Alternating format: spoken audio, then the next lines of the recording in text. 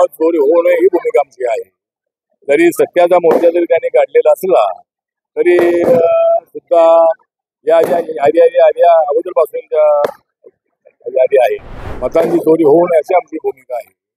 पण ज्यावेळेला तुम्हाला या मोठ्या प्रमाणामध्ये लोकसभेत जागा मिळाल्या त्यावेळेला तुम्ही मताची चोरी केली होती असा काय आम्ही तुमच्यावर आरोप केला नाही.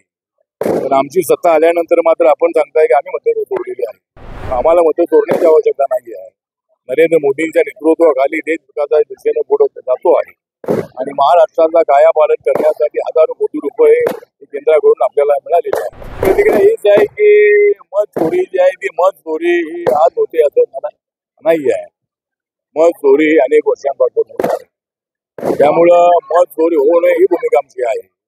जरी सत्याचा मोर्चा जरी त्यांनी काढलेला असला तरी सुद्धा या ज्या याद्या अगोदरपासूनच्या यादी आहे काँग्रेसचं सरकार असल्यापासून यादी आहे. आता त्या बाहेर काढलेली आहे.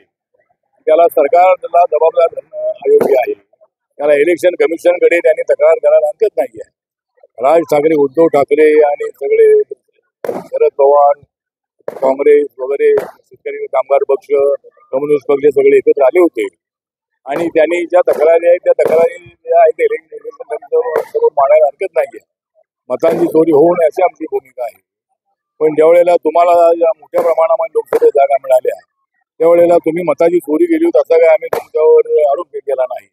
पण आमची सत्ता आल्यानंतर मात्र आपण सांगताय की आम्ही मतं चोरलेली आहे.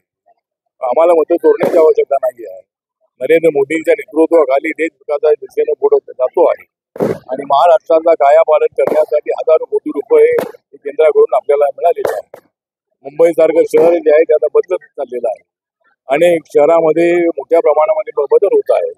त्यामुळे मला असं वाटतं की मोठ्या प्रमाणामध्ये विकास होतो आहे. पण मत चोरी होऊ नये ही भूमिका आमची आहे आणि मताची चोरी या पूर्वीच्या काळामध्ये अनेक लोकांनी केलेली आहे. पण मताच्या चोरीची भूमिका आमची अजिबात नाही आहे. मत चोरी होऊ नये यासाठी इलेक्शन कमिशननी जे काही त्यांनी निवडणूक मुद्रलेली आहे त्याचा विचार करून इलेक्शन कमिशननी एकाच पत्त्यावर 100 व्यक्तींची नावं असल्याचंही त्यामध्ये दाखवलेलं आहे. असं असेल तर ते अत्यंत चुकीचं आहे. एका 10 बाय 10च्या घरामध्ये 5-50 लोकांची नावं असणं हे अत्यंत अयोग्य आहे. ते अधिकाऱ्यांच्या खालच्या चुकीमुळं कदाचित असं झालेलं असेल. त्याचा सरकारचा आणि आमचा काही संबंध अजिबात नाही.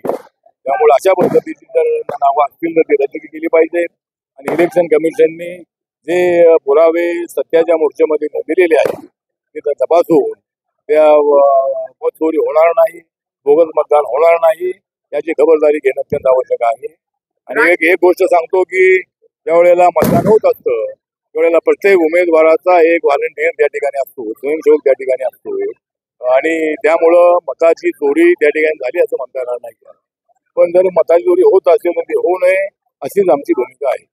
तर राज ठाकरे वाटतं की उद्धव ठाकरे, राज ठाकरे एकत्र आल्यामुळं आमची महायुती मजबूत झालेली आहे. एक तर उद्धव ठाकरे, राज ठाकरे एकत्र आल्यामुळं महायुतीमध्ये फूट पडलेली आहे. काँग्रेस पक्ष त्यांच्यासोबत जायला तयार नाही. त्यामुळे मुंबईचं जे काय परिस्थिती आहे ती सगळी परिस्थिती ही आमच्या बाजून आहे.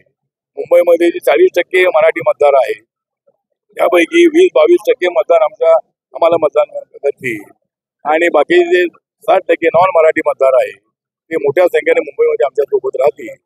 त्यामुळं मला असं वाटतं की जरी दोन भाऊ एकत्र आलेले असले तरी आम्हाला त्याचा मोठा फायदा महाराष्ट्रामध्ये मुंबईमध्ये होणार आहे. त्यामुळं त्या दोघा भावांनी एकत्र आलेले असले तरी राज ठाकरेकडे सभामध्ये गर्दी करण्याची त्यांच्याकडे चांगली होत आहे. पण मतं मिळवण्याची कुवत त्यांच्यामध्ये नाही. माननीय बाळासाहेब ठाकरे एकदा म्हणाले होते माझ्या सभेवर गर्दी असते मतं मिळत नाही आहे. त्यामुळं मला असं वाटतं की ठीक आहे ते त्यांनी प्रयत्न करावा. लोकशाहीमध्ये त्यांच्या बाजूनं कौल केला तर तो स्वीकारण्याची आमची तयारी आहे. पण कौल त्यांच्या बाजूनं मुंबईला जाणार नाही आणि मुंबईमध्ये महायुतीचा झेंडा फडकेल असा आम्हाला विश्वास आहे.